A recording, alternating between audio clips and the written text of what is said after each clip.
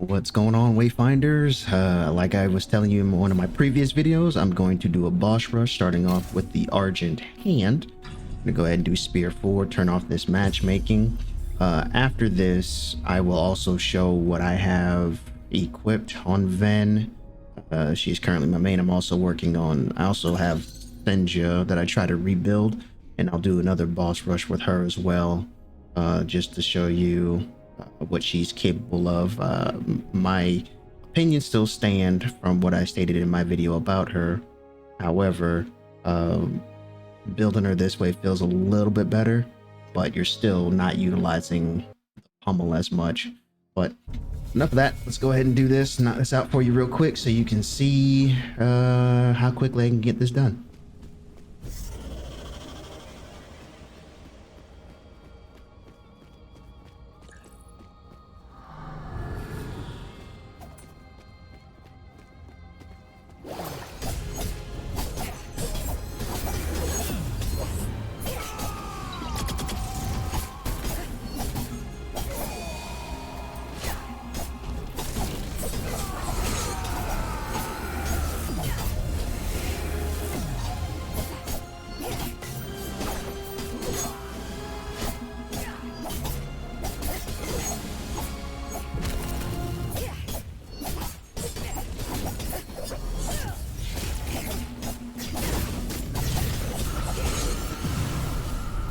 And that's the boss rush for the Argent Hand. But yeah, let's go ahead and get out of here, and I'll show you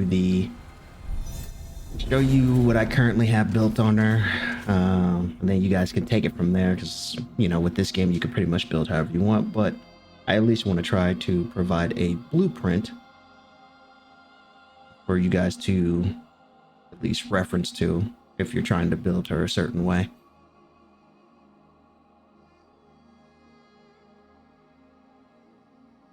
All right, so the way I have her built, I have the Shadow 3-piece set. I've had this for a while now, I think going on maybe 2 weeks. Very good set. It gives you a 10% ability power and crit power, which, you know, is really good because it scales with the poisons. I'm running the Knight's Edge, best daggers you could probably run in the game right now, outside of the Harvest Moon. That's what it was.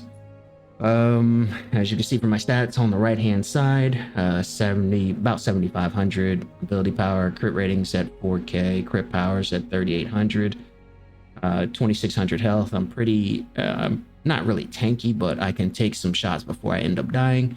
The echoes, I have a couple of purples. I still need a couple more I need to work on, which would probably push me at about 7,500 and 4k across the board once I'm finished. But I have the Codex Sage, which is ability power, crit rating, Codex, Initiate Echo, max health. The Hollow Queen, which you get from the Briar Patch, or the Briar, what's that place called? I forgive me. You get that from there. The Codex Sage again.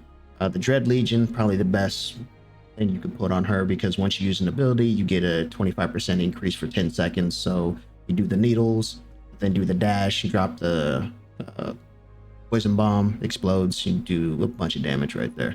Or you can just do the dash and just have the poison tick on them because you're critting for an absurd amount of damage. As far as the Night Edge, you can pretty much build this however you want. However, I'm doing the Thunder Echo for the max health and physical defense, even though defense is a joke right now. The Argent Hand, which is whenever I use the weapon ability, I don't know if you saw it, but that big pillar of light that comes down does a lot of damage based on my magical damage, which scales off of ability power. The other one is the Frostbreak Echo, and then another Gilded Ickerling Echo. The only thing I will say about this is that the daggers are more defensive, which is kind of baffling to me, but that's neither here nor there. You can use this on, you know, Wingrave, Ninja, anybody else, but there you'll have a lot of survivability with these echoes put on.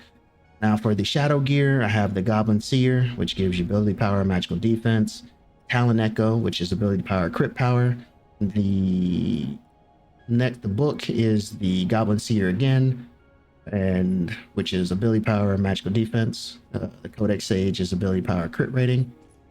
Then for the amulet, I have the Bone Binder, which is the bird in the woods that shoots the poison that can proc even after death. So just be careful when you're trying to farm that. It gives you ability power and magical defense. The Codex Sage, which is ability power crit rating. And for my abilities, the transfusion, I don't really have it maxed out. I was building more so for party play for my build currently, but you can change it to however you see fit. But really, the only point you need is for the first level of Venom Thruster, so you can get the 2 Venom Clouds to proc the Vampiric Blast, which gives you more damage, essentially. The ult, by the time you finish the bosses, you don't even have enough time to get your ult charged up, so it's not really necessary. So you can actually take these 3 points and move them over to transfusion if you'd like, or if you're trying to go more tanky, you put 2 points over here. It's whatever you want to do. As far as affinity, as you saw in the very first video that I made about her, I'm doing discipline all the way maxed out because I'm more of a support player. I do the party play, try to keep people held up, even though everybody runs out of the Venomous Cloud, the Venomous Vampiric Blast, which is, it just makes you a sad panda every time you just see it when you try to heal somebody. But Knight's Edge is pretty much maxed out. I just got to work on the max health and weapon power over here. And then for the mastery, I'm doing the Inspiring Flourish, which is increased crit chance whenever I do the flourish points. So once you max it out at 3, you're doing 24% additional crit chance. So in retrospect, you can actually change this to reduce the crit rating a little bit more and pump it into crit power if you really wanted to. But that's just the way the cards lie for me, and that's what works well for me and the build that I'm using for her. But that's pretty much it for the first hand boss rush. I will be doing another one probably today or tomorrow for the first, to show you how fast I can go through that one. All these bosses I will be doing the correct way, no cheese or anything like that, even though they patched out the cheese for the first. But the Dread Legion will be the last one I do, and I know that's the one everybody usually looks at as the pinnacle for character damage and everything like that. But if you have any questions, once again, I will be around in the Discord, and you can just at me, or you can just hit me up in game, or whatever the case may be, or you can just leave a comment in the video description and I will get back to you probably within the same day, if not sooner. But hope you all enjoyed this one, and until next time, you all be safe out there, and I'll see you in the next one. Peace.